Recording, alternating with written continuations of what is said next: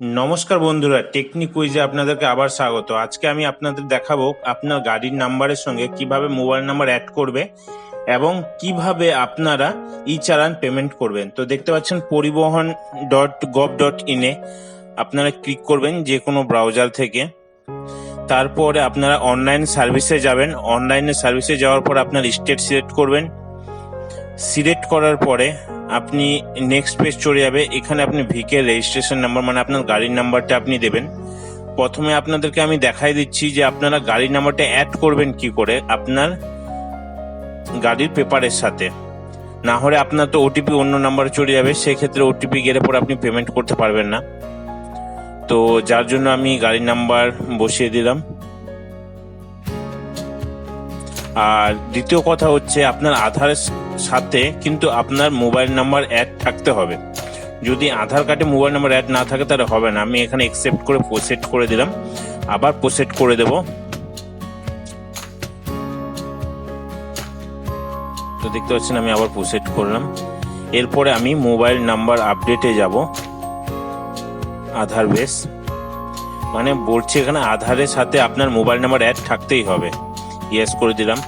এখানে আমি গাড়ির number, engine number, chassis number, কবে গাড়িটা কেনা হয়েছে এবং রেজিস্ট্রেশন ডেট এবং তার লাস্ট ফিটনেস ডেট, সে 15 বছর পরে যেটা ফিটনেসের যেটা ডেট থাকবে সেটা। আপনারা যদি পেপারে খুঁজতে অসুবিধা হয় আপনারা পরিবহন থেকে দেখে নিতে পারেন।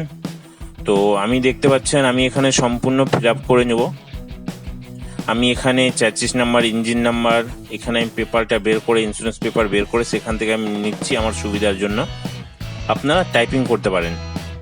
এরপরে আপনাদের করতে হবে যে নেক্সট পেজ গেলেই এখানে আপনার নাম, মোবাইল নাম্বার এবং আধার নাম্বার দিয়ে আই এগ্রি করে ভেরিফাই করে সাবমিট করতে হবে। এরপরে আপনাদের মানে আধারের সাথে মোবাইল লিঙ্ক হয়ে গেল, আধারের সাথে গাড়ির নাম্বার লিঙ্ক হয়ে গেল। এবার আমি ই চালানে যাব, মানে চালানটা পেমেন্ট করার জন্য যাব।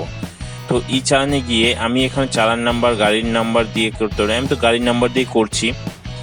এখানে ড্রাইভিং লাইসেন্স কেস থাকলে ড্রাইভিং লাইসেন্স নাম্বার দিতে পারেন, চালান নাম্বার দিতে পারেন। তো আমি গাড়ির নাম্বার দিচ্ছি।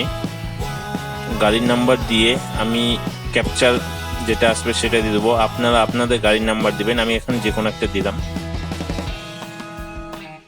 ক্যাপচারটা দিয়ে দিবেন। ক্যাপচারটা দিয়ে দেওয়ার পরে নেক্সট পেজে আসবেন, গেট ডিটেলস করবেন। গেট ডিটেল করার পরে আপনাদের সামনে যে মোবাইল নাম্বারটা অ্যাড করলাম সেই মোবাইল নাম্বারে ওটিপি যাবে। এই মোবাইল নাম্বারটা কিন্তু আধারে আপডেট থাকতেই হবে। তো দেখতে পাচ্ছেন এখানে ওটিপি আসবে, ওটিপিটা দিতে হবে। দেওয়ার পরে পেমেন্টের অপশন আসবে। তো আমার ওটিপি এখনো আসেনি, আসছে। তো আমি ওটিপিটা দিয়ে দেব, সাবমিট করব।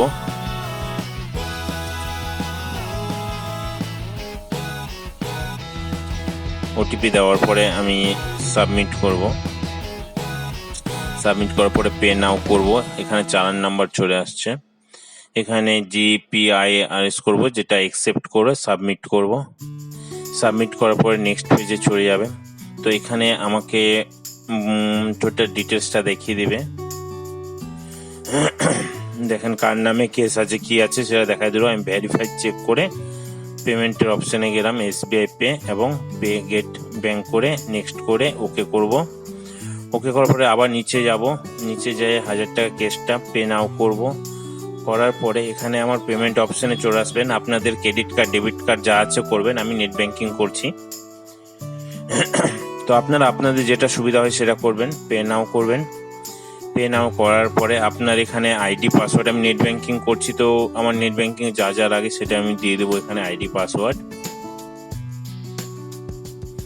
দিয়ে দেওয়ার পরে আমি সিকিউর আইডি করে আমি পেমেন্ট করে দিলাম। তো এখানে আমার এখন ওটিপি চলে আসবে। ওটিপি আমি ভেরিফাই করে দেবো। ওটিপি আমার অপশন চলে আসছে, এখানে ওটিপিটা দিয়ে দেব। ওটিপি দেওয়ার পরে আমার অ্যাকনোলেজমেন্ট ডাউনলোডটা আমি চেষ্টা করব করে নেওয়ার, চালান ডাউনলোডটা। তো তো ডাউনলোডটা করে কিছু কিছু সময় হয় যে আমার চালান ডাউনলোড হয়ে গেছে কিন্তু পেমেন্ট পেন্ডিংয়ে পড়ে যায়। তো ভয় পাওয়ার কিছু নাই, কিছুক্ষণ পর আপনারা 15-20 মিনিট পর আপনারা আবার ট্রাই করবেন, তখন আর পেমেন্ট দিতে হবে না, আপনার পেন্ডিং ক্লিয়ার হয়ে রিসিভ বের হয়ে যাবে। তো আমি সাবমিট মেরে দিলাম। দেখতে পাচ্ছেন, আপনাদেরকে দেখাই দিচ্ছি আমি চালানটা কিভাবে ডাউনলোড করে নেবেন। তো আমার পেমেন্ট সাকসেস হয়ে গেছে, ডাউনলোড চালান করে নিলাম আমি। ডাউনলোড চালান করে কিছুক্ষণ ওয়েট করবো আমি 5 সেকেন্ড। আমার যে অরিজিনাল পেপারটা, সেই পেপারটা এই দেখেন নিচে প্রিন্ট ইওর রিসিভ করে দেবো, এটা করতেই হবে। এটা না করলে কিন্তু, প্রিন্ট রিসিভ না করলে কিন্তু আপনাদের পেন্ডিং শো হবে এবং দেখাবে যে আপনার কেস আছেই পেমেন্ট করার পরেও। তো এটা আপনাদের করতেই হবে, মাস্ট করতেই হবে, না হলে আপনাদের কিন্তু দেখাতেই থাকবে। তো আপনাদেরকে যতটুকু বুঝাতে পারলাম বুঝালাম, যদি প্রবলেম হয় আপনারা কমেন্ট করতে পারেন। ভালো থাকবেন সবাই।